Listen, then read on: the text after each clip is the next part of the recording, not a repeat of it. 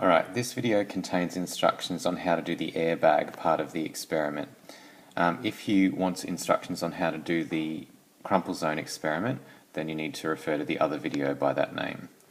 Alright, to do the airbag part, the first thing that you need to do is decide how you're going to inflate your airbag. So there are three ways of doing this. Ultimately, you can decide which way you want to do, although you need to be guided by your teacher as well.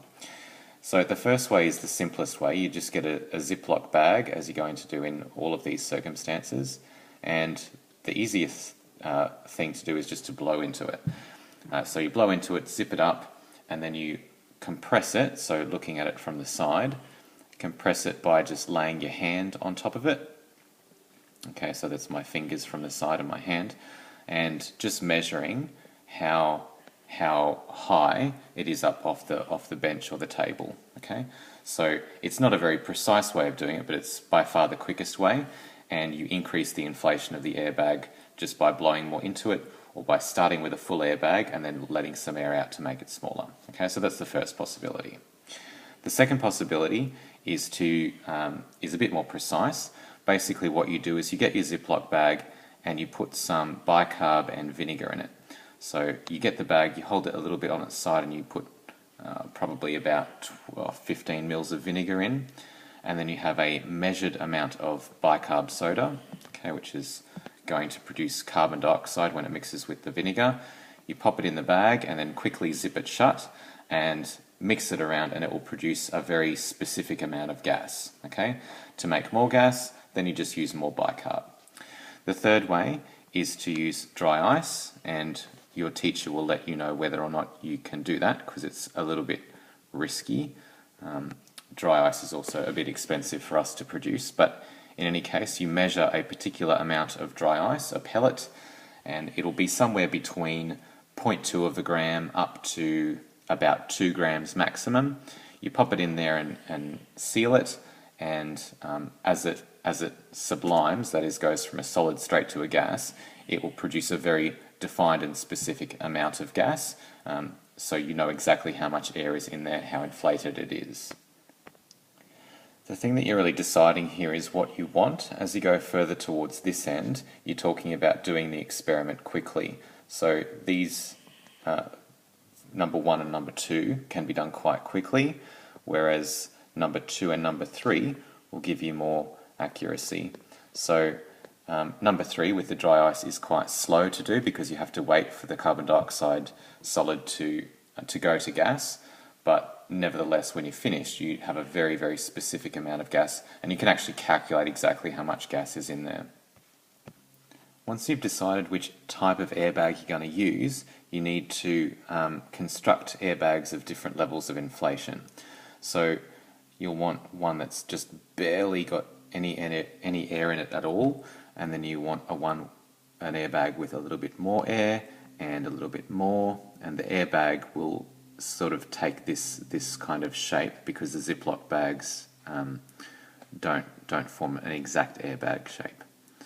So you'll get things like this, and you need to do at least 4 or 5 different levels of inflation. So for example, if you're blowing into it, you want to make sure that you're going up in regular intervals, like 1 centimetre, 2 centimetres, 3 centimetres, 4.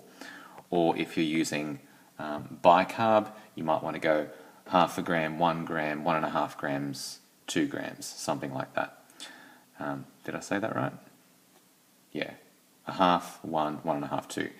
If you're using dry ice, you might want to do something like, I don't know, 0.4, 0.8, 1.2, 1.6 or something like that. As long as you're going up in regular intervals, it doesn't really matter. If you're using dry ice, you don't want to go more than 2 grams, because at that point the bag is quite full, and your water balloon, which is your passenger, isn't going to rest on top very easily. Speaking of the water balloons, that's going to be the passenger that you need to protect. So you need to get a water balloon, and you need to fill it to approximately 200 to 250 mils. To do that, you need to fill the water balloon with a syringe. The syringes only hold 60 mils at a time, so you're going to need to do 4 or 5 syringes full of water into the water balloon just to make sure that it's nice and tight so that it will actually burst. If you don't have enough water in there, then you can drop it from 2 meters straight onto the concrete and nothing will happen. So you want to make sure that the balloon will actually burst so that you therefore know that it's the airbag that's doing the protection. Alright, next thing that you need to do is drop it from different heights. So you start at ground level and you're probably just going to have to kneel on the ground for the first one. Alright, you drop it from a reasonably low height. Okay, so here's your airbag on top, and make sure that you know what the height is. Measure it with a meter ruler. Let's say you start at 30 centimeter height. Okay, then you record a results table. The results table is going to tell you how much protection this airbag actually offers.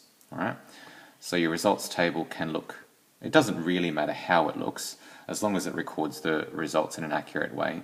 So you want the level of inflation.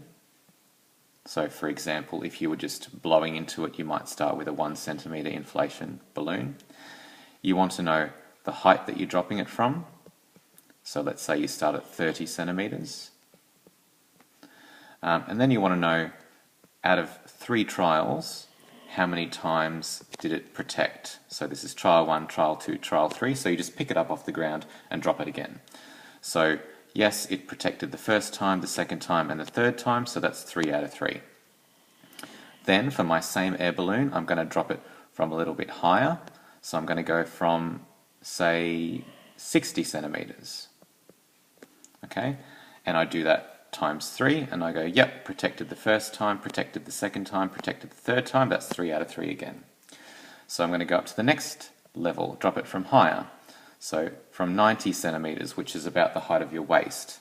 So yes, protected once, and the second time the water balloon broke.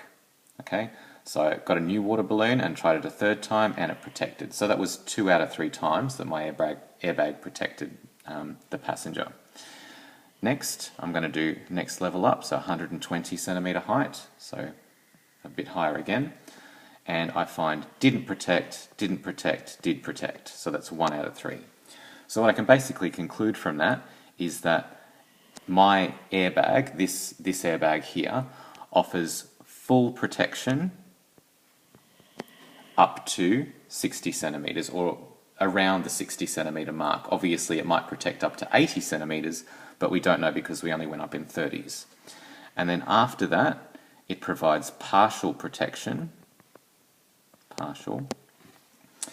and then you can keep going, and after that you might find fail, so that's 0 out of 3, so at that point it provides no protection. You can then graph that data, it'll make a really nice graph. If you're particularly clever, what you can do is draw your graph so that it shows the full and the partial aspects.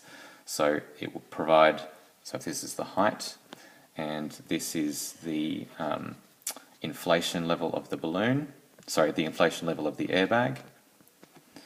Let's say I'm just blowing into it 1 centimeter, 2 centimeters, 3 centimeters, 4 centimeters, and up to this level it was full protection. Up to this height it was partial protection, so this is full, this is partial, and this is partial, and above that is no protection at all. Okay, so it doesn't offer any protection above that level, above that height. If I have my slightly bigger airbag, then it'll offer me a bit more full protection, and then partial protection a bit higher, okay, and then no protection above that. And you should see a relatively straightforward pattern when you do this as a bar graph. Okay, so 4 centimeters, let's say 4 centimeters provides you full protection up to a reasonable height. You're gonna need to decide when you're going to stop. Okay, so you might say, okay, the limit of my testing is going to be 2 meters in height. Okay, and you're going to stop there. Overall, the task is pretty easy. All you need to do is make sure that you have a constant supply of water balloons, because you're going to go through quite a lot. All of these X's here represent a water balloon that broke, so you're going to have to keep making new water balloons. So I would suggest that you just get a member of your group to be the person who fills the water balloons. You can share your results with other groups as long as they inflate their water balloon to the same degree and fill up their airbags the same amount and in the same way. That way you can get more results, and therefore your graph is going to look a little bit more expansive. If you only do one type of airbag, then you're only going to have one bar on your graph, and that's not going to look very good at all. Okay, it needs to be got to have some meat to it. Okay, so make sure that you do multiple levels of inflation from multiple heights, and measure the level of protection by testing each one 3 times.